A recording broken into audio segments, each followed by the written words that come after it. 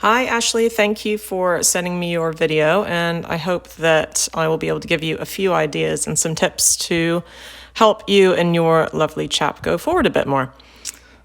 So first of all, I really like what you've done here with these poles. I think this is great work for him, and especially with your transitions. I would just say when you do your transition up to canter, just keep him a little bit more round and collected, and think about in your position that you're going to wrap your lower leg around him a little bit more. Make sure you're not holding with your knees. Sometimes it's just a habit we get into. And I think going forward, watching the rest of the video, you'll see what I mean a little bit more.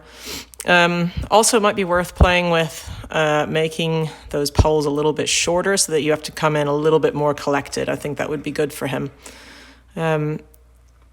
Overall, in his jumping, I think he needs to learn to sort of compress himself a little bit more and be a little bit more through from behind. So think about that in your work as well.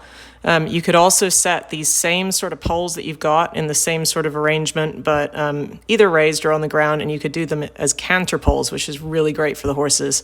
Usually at about 8 feet apart is a good distance so that you don't get them too long. Again, that's just a good exercise for a horse like him. So just looking at your position here a little bit, you can see your lower leg swinging a bit, which shows me that you're holding on with your knees. That's fine that he made a little mistake there. That's no big deal. It's good that you come back and do it again. But again, just keeping him more connected, a little bit rounder through this type of exercise will help him there, just so that he's got to think up and down and lifting through his body. There, he was a good boy. And it was good that you repeated that.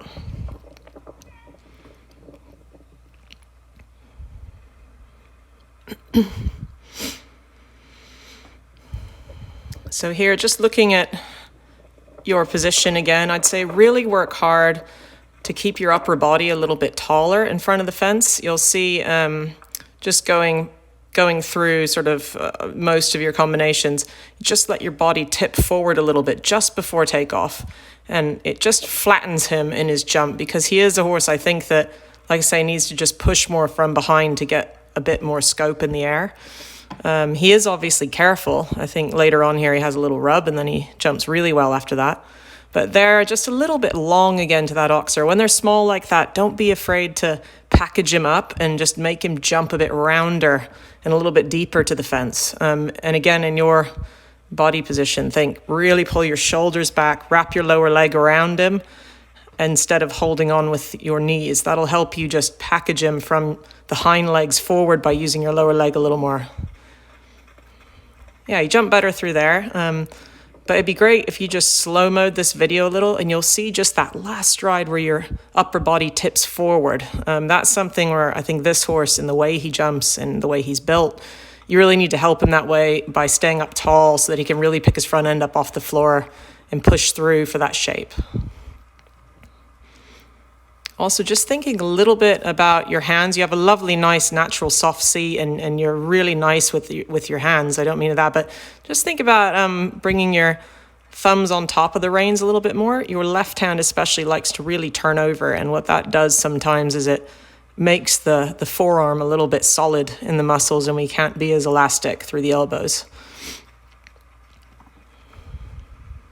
Again, these are just little tips that I'm throwing out there for you. Hopefully it's helpful.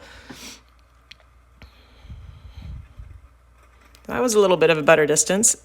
Again, I'd like to see you just bring your body back a little bit, and where he comes down those combinations, he likes to get a little bit long and free on you. So that's where you've got to really focus that when you come over the first fence, that you work hard to sink back down through your leg and pull your shoulders back to sort of help him back up a little bit through your body, rather than just being tempted into going with him, which is then he gets longer and longer, and then ultimately you end up with that sort of long, free forward distance because he's not really packaged up again. So when you're practicing at home, think about jump your fence and then reorganize that canter before you get to the next one. Even if that means you need to maybe do a trot transition for a few strides and back to canter to set him back on his hocks.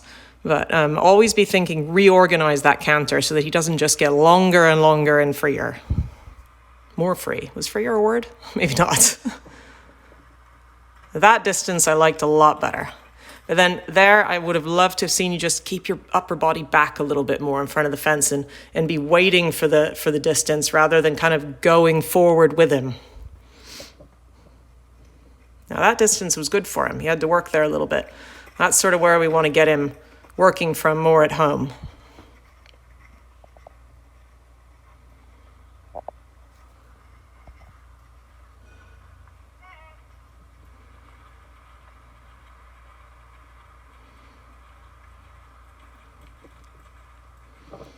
And so here again, I don't mind the canter you have. I just would like to see it a little bit more active from the hind legs, a little bit sort of punchier, if that makes sense, rather than just getting a little bit long.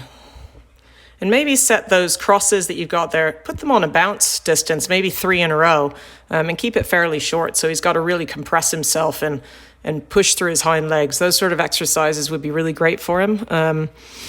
Also, like I say, the canter poles through would be good for him, and maybe even setting up a line of fences, like, for instance, 4 verticals on fairly short one strides all the way through, and you could even give him some V-poles if he needs it. Now, that was brilliant. He needed that distance, and he needed the rub, because here he jumps great from that deep distance. That's the sort of punch we want him to get, even though he got himself into trouble because he sort of coasted down there. But never be afraid to have him make those kind of little mistakes at home, because he doesn't want to hit them. But we do need to get him to sort of use himself a little bit better.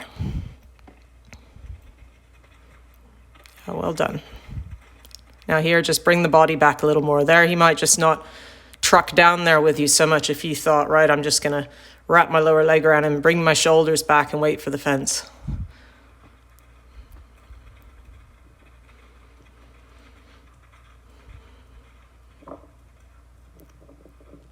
He definitely improves with a bigger fence. Woo! Good boy. And again, don't worry if you make mistakes like that. You know, if that happens and you get a bit free off the corner, just tell yourself, right, I'm just going to package him up a little bit more and make it so that he can jump from the short or the long distance. There, he jumped well through there.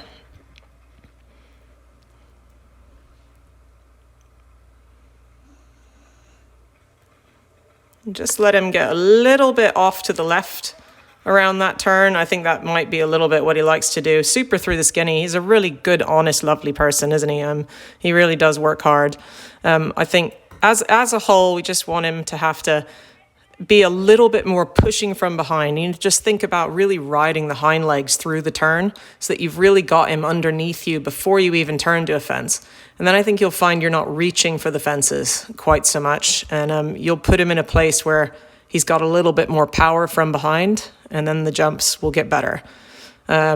Also for you, just always keep thinking about how you're going to use your lower leg around him.